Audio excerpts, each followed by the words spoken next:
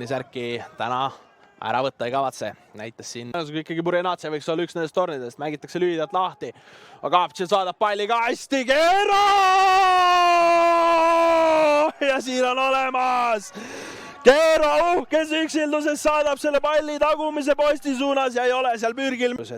Teine pool mängiti puhtalt Mark Maksimkini nimel ja tundub, et ka täna ikkagi meestel selgelt Mark Maksimkin mõtetes on korralik lahendus ja Keero kerkis seal nagu pärmi peal.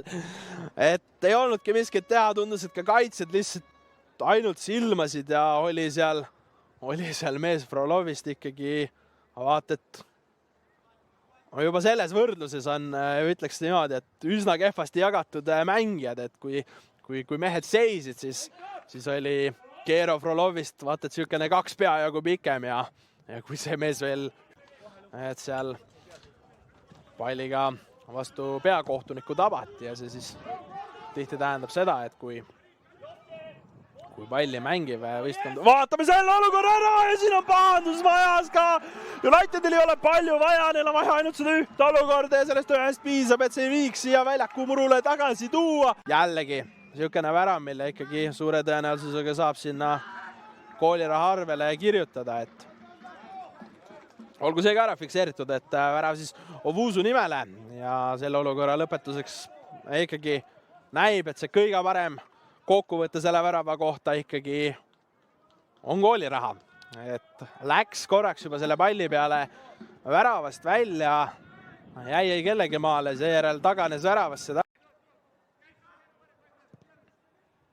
Vaatame, kuidas olukord laheneb väga hästi ja seal värava ei saada väravaraamil ikkagi. Keerab hästi ja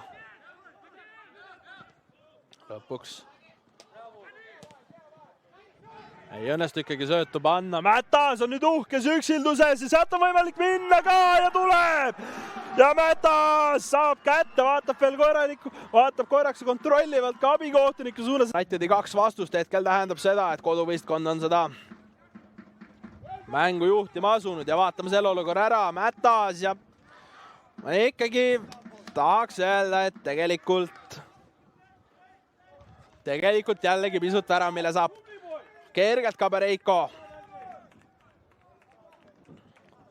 arvele kirjutada, et jäi selles olukorras ikkagi üsna truuks oma positsioonile, ei läinud seal ründajale nurka väiksemaks ka tegema ja tegelikult kui Mätase lööki vaadata, ei pannud Mätas seda palli sugu palli taga. Mängumees ka, keda täna et ei olegi ülemäära palju palliga tegutsemus näinud ja mees läks siin kohe olümpiaväravat ka proovima, aga Kabareiko paneb nüüd.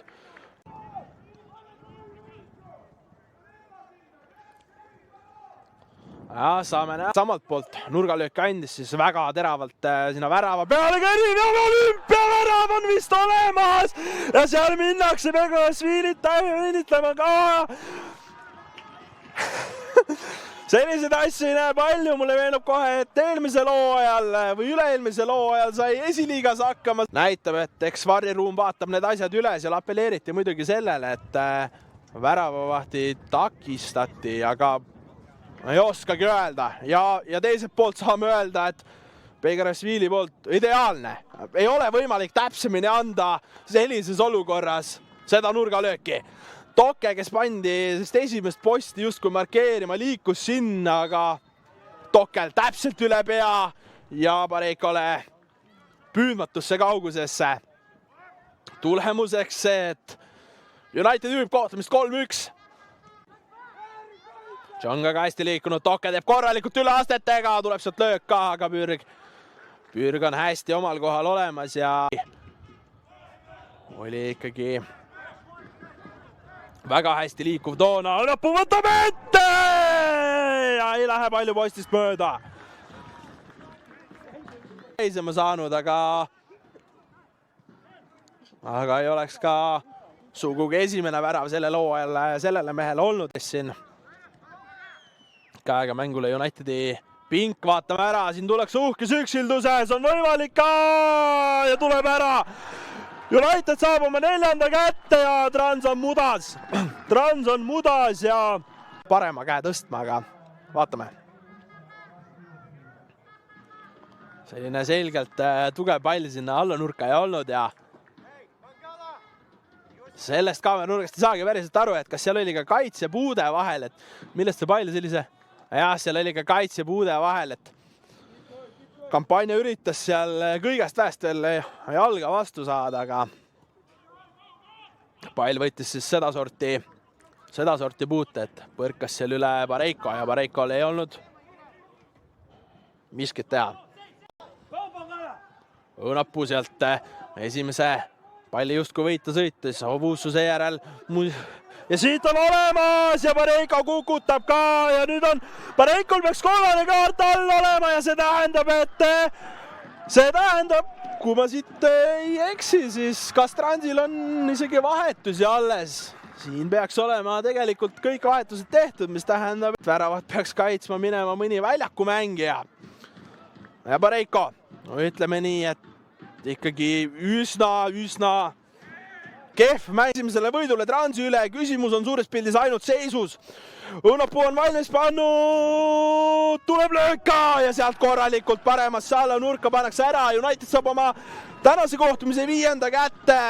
Keerol selles olukorras ei olnud seal miski aega, et selguks, et kumb võistkond täna siin mängus parem oli. Nõmme United saab endale tabelisse 3 punkti juurde kirjutada seisuga 5-1. Jäetakse need punktid koju ja Trans saab siit ühe pika sõidu piirilinna. Flirtisin mõttega, et tänane Daniil Pareiko Mark Maksimkini kaotus, kui suure jälje see võistkonnale jätan? Kindlasti suur, et selles mõttes ta tegi päris hea hooaja, eelmise hooaja ja selle hooaja ja ütleme nii, ülesmäkke tal karjäär läks vaikselt, aga väga kahju tema kohta, et meeskond on temaga kindlasti ja oleme kontaktis ja kahjuks niimoodi läks täna, aga usun, et tema teeb kõik need õiged sammud edasi ja varsti on väljakul kas sellel aastal või järgmisel, et kindlasti meeskond on temaga. Et alustame äkki su väravast? Jah, ütleme lõpuks võiduväravaid oli 5. Et kui minu oma nüüd lahti kirjeldada, siis oli teada, et Narva agressiivselt pressib mees mehega ja ruumid jäävad sinna kaitseliini selja taha, et ma täpselt ei mäleta, kuidas see pall Järvelaiuni jõudis, aga kohe, kui ta selle palli seal sai, siis tegin lihtsalt jooksuliini taha ja sööt tuli õigesse kohta, 2 puudet.